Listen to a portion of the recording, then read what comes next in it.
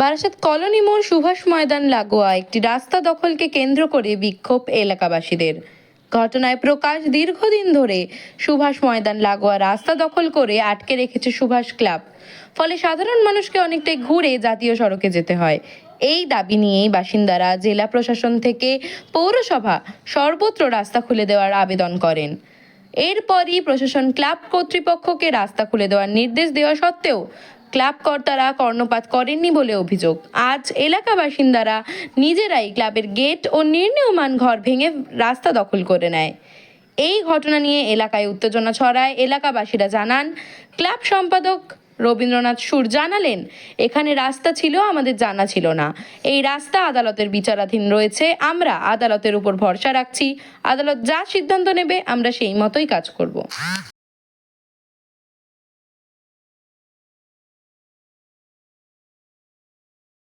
সেটাও বন্ধ। এটা কেন হচ্ছে? আমাদের কোনো প্রোগ্রাম হতে দিচ্ছে না, খেলার মাঠ করে এনেছে, কেন এটা হবে? কারা করছে বলো তো? করছে যারা, এই যে সমাজ ক্লাবের বিরুদ্ধেই আমরা করছি এটা। নিশ্চয়ই আপনারা বুঝতে পারছেন। এর জন্য যেখানে যেতে হয় আমরা সেখানে যাবো, কিন্তু আমরা চাই ওপেন করতে। আমাদের ছোট বাচ্চা টাচ্চা নিয়ে আমরা ওই রোডে যেতে পারবো না। আমরা এটাই রোড ছিল, থাকবে, এবং আমরা চাই সেটাই জন্য করতে।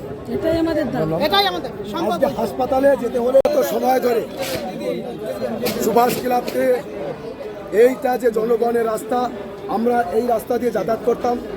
বিগত 2-3 বছর হলো তারা দুটি গেট লাগিয়ে দেয়, দিয়ে জনগণের যে রাস্তাটা বন্ধ করে। এটা সুভাষ ক্লাবের জায়গা নয়।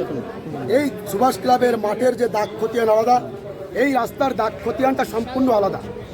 সেখানে দাঁড়িয়ে আমরা নবপল্লী অঞ্চলের সার্বিক মানুষ, বারাসাত পৌরসভার মহানাগরিক অশরী মুখোপাধ্যায়ের কাছে মার্চ পিটিশন আকারে তাকে জানাই।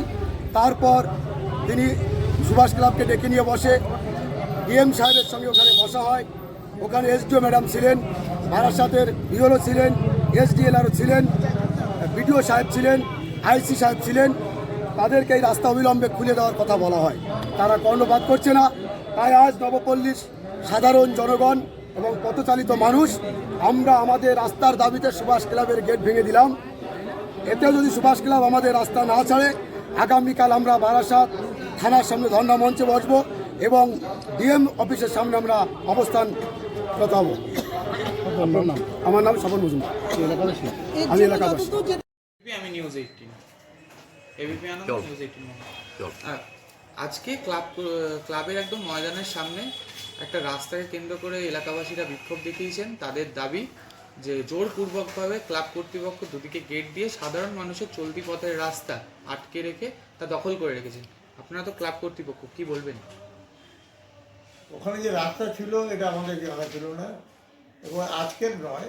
এই জন্য গাছপালা, গেট ফেট অনেক পুরনো। কে বা কারা উৎসাহিত হয়ে এটা রাস্তার জন্য করছে আমি জানি না, কিন্তু আমরা দ্বারস্থ হয়েছি। মিউনিসিপ্যালিটি আমাদের আগে জানিয়েছিল, আমরা কোর্টের দ্বারস্থ হয়েছি।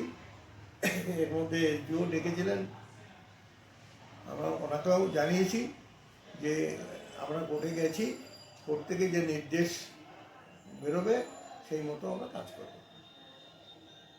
তার মধ্যে আজকে জোরপূর্বক কিছু কাউন্সিলরের নেতৃত্বে গেট ফেট ভেঙে দিল।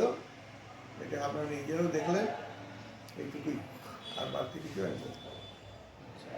কি নাম আপনার? নাম সেক্রেটারি বলবেন। আপনার নামটা তো রবীন্দ্র কুমার সুর। হ্যাঁ, রবীন্দ্র কুমার সুর।